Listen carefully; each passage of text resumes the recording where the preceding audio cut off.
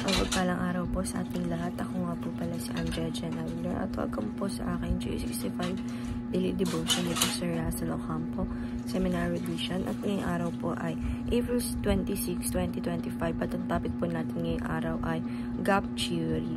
Ano ang gap theory? At ang scripture po natin ngayong araw ay Genesis 1 chapter 1 to 2 ay verse 1 to 2. Sabi po dito, in the beginning, God created the heavens and the earth. Now, the earth was formless and empty. Darkness was over the surface of the deep, and the Spirit of God was hovering over the waters. And sa Tagalog po, ang kasaysayan ng paglalang. Nagsimula, nilikha ng Diyos ang langit at lupa. Ang lupa ay walang anyo at walang laman, at binalot sa kadiliman ang kalaliman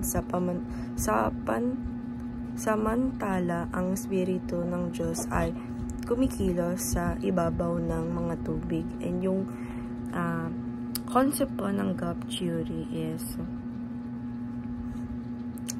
the gap theory teaches that there's a time gap between Genesis 1 chapter 1 and Genesis 1 chapter 2. Possibility, millions of years. Some believers this explain the age of the Bible doesn't clearly teach this theory.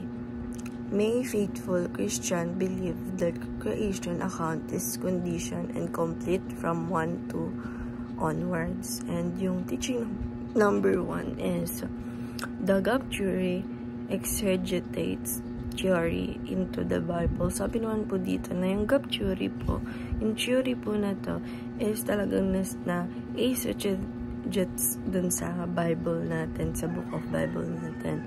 And teaching number 2, the Bible must be used as basis of science. Sabi naman po na, kaya nga po sabi na yung Bible po is parang talagang book of science siya, na makikita natin doon na yung dati, yung nakaraan na ginawa yung heavens, pati yung earth, hindi po yun malaman ng science.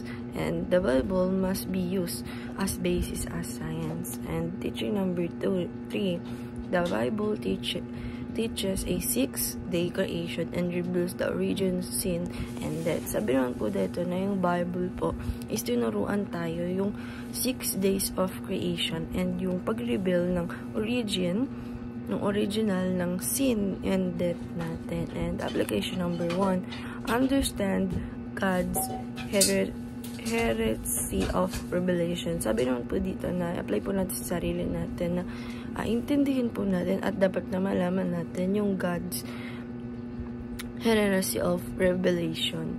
And application number 2, consider the Bible as our supreme authority. Sabi man po dito na consider po natin yung Bible, yung alaman ng mga revelation ng ating Panginoong Diyos. Dapat po basahin natin yan doon na consider po natin yung Bible as our supreme authority sa buhay natin. And application number 3, form a habit of reading the Bible exegetically. Sabi naman po dito na apply po natin sa sarili natin na i-form po natin yung may habit tayo everyday na nagbabasa tayo ng Bible everyday po. And dahil lang po ngayong araw, maraming salamat. God bless.